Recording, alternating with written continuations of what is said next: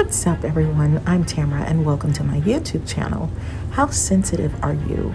Being sensitive to other people's needs and feelings can be a great thing because it lends itself to compassion and caring towards others. Everyone seeks to be understood, but the same element, the compassionate nature that borderlines are often praised for, is the same thread that can cause emotional turmoil and turbulence in relationships with others. Oh, if BPDs could only recognize this trait, their human relationships that they crave could be massively improved. But they are convinced that their accusations of slights are completely accurate and that their intuition is on point. Not to say that they are never right, because unfortunately, there are mean, disregarding, and disrespectful people in the world. Look at narcissists, for instance. But the vast majority of people mean well and actually desire to get along with others in a peaceful manner. There's enough sadness in the world. Why create more? And sometimes we may not say things as perfectly as the picture painted in our heads. Occasionally, we are having a crummy day and may be snappy or crass. But most people want positive, polite relationships with others and seek to uplift and not put down. So if you are perceiving slights from a wide array of people on a daily or frequent basis, it could be a red flag that the central problem is you. And that is so difficult to hear. Of course, everyone wants to be the exception to the rule, but there are times when we must all take a pause and make the effort to self-evaluate. The difficulty for a borderline is, who is the self? If I have an unstable sense of self, how can I self-evaluate? I can't even tell you who I am because things are always shifting. So how do I take ownership when there's a disconnect in who I really am? Here's another way to frame it. If you are feeling hurt or verbally attacked by others all the time, that is a potential sign that there is caring for the self, and it's a positive sign. An innate ability to protect one's precious self. Sensitivity is like having a wound that is uncovered that someone is always touching. It takes very little to hurt it, to brush up against it. It is exposed.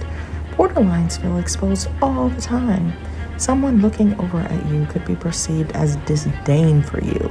They hate me. They are rolling their eyes at me. Did you see how intensely they were looking at me? They are angry at me, and I didn't even do anything to them. She's jealous of me. Walking into a room and seeing people whisper means that those people are definitely talking about me in a negative way. They are criticizing the way I look, my clothes, the way I speak, the way that I move. I see them. I know when someone's whispering. They are always talking about me, because when I walked in the room, that's when they started whispering. Well, what about the other people in the room? Are they talking badly about them too? The borderline puts themselves in the center, and then people look at the borderline as though they are paranoid. The borderline holds tightly to the notion that they are being treated poorly as a way to always protect the self, but they are being unfair to themselves because it creates a wedge between them and others. It is a means of self-sabotage. If only they understood that attacking people for perceived slights that are not accurate pushes people away and creates the very thing that they are trying to avoid. People abandoning them. If only they could relax their minds and calm themselves down enough to reframe the situation, but they will readily dismiss any rational or logical explanation. I remember talking to a borderline once who said her coworker said, "Miss Sally, you always think someone's after you. No one is coming after you." If you always think someone is talking about you, then you will create unnecessary scenarios in which people look at you as very paranoid. People will think you are mean and cruel because you often attack them for mistreating you when they are not.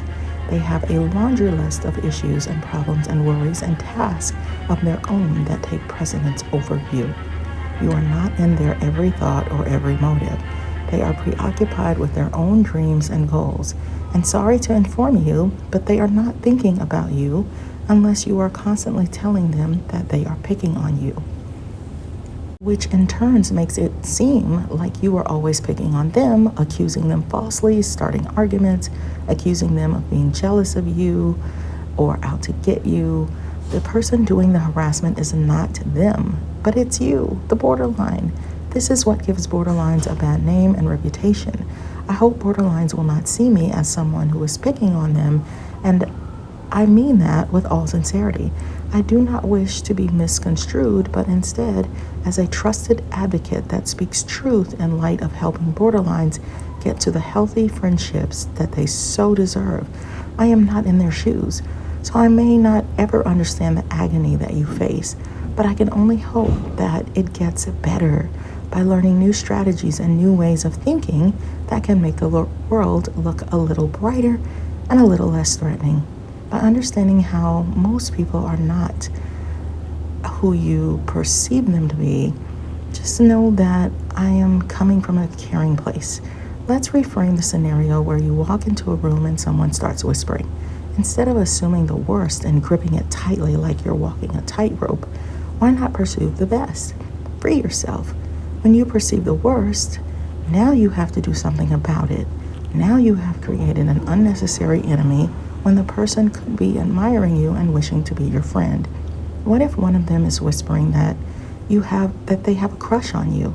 Or what if one of them is whispering to the other one, your pants are unzipped? Or, oh no, I forgot to grab my notes for the meeting. Do you think I will get in trouble for not having them? There are thousands of things that they could be whispering. I remember being at a party once and I felt incredibly shy. I didn't know anyone. I went into the bedroom to put my purse down because that's where everyone had put their purse. A couple more people came into the room, and before I knew it, we were laughing and talking, and it really helped me warm up. Well, another guest saw us talking and came in and confronted us all. Why are you in here by yourselves? What are you guys talking about? You should be out there with the rest of us. That's so rude. It was quite jarring. I saw the confronter at several more events over the years, and it really damaged the relationship. I was always waiting for the next attack. Instead of attacking us, she could have said, hi, excuse me, my name is Jan. How are you? And join the conversation. See the difference? You do not want to be that person, but if you always make up in your head that the way someone looked at you was to be mean to you, who is going to find you approachable? It is important to let things go and not act on every whim or nuance. You don't need to prove yourself or defend yourself to anyone. Let go and enjoy life. If someone thinks negative of you, let them. You model kindness for them and to others instead and go on with your life, okay? So one of the criteria for BPD is a negative affectivity characterized by emotional liability, unstable emotional experiences, and frequent mood changes. Emotions that are easily aroused, intense, and out of proportion to events and circumstances. Impairments in interpersonal functioning, empathy, a compromised ability to recognize the feelings and needs of others associated with interpersonal hypersensitivity. So that means prone to feeling slighted or insulted, perceptions of others selectively biased towards negative attributes or vulnerabilities. You feel easily hurt or damaged. Easily hurt emotionally, that's what sensitivity is. Delicately aware of the attitudes and feelings of others. So you can use that to build friendships or break down friendships. You can use that sensitivity to care about people and to draw people in because you understand how they feel, or you can use that sensitivity to always think someone is out to get you.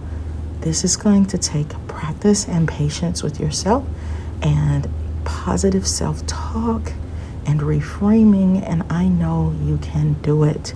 And by the way, if you're looking for love, you're going to want to check out my book, Flip the Script on Love by Tamara Hunter Zyon. It's on Amazon, and it will also help you and your friends, borderline or not, to get the love that you so deserve.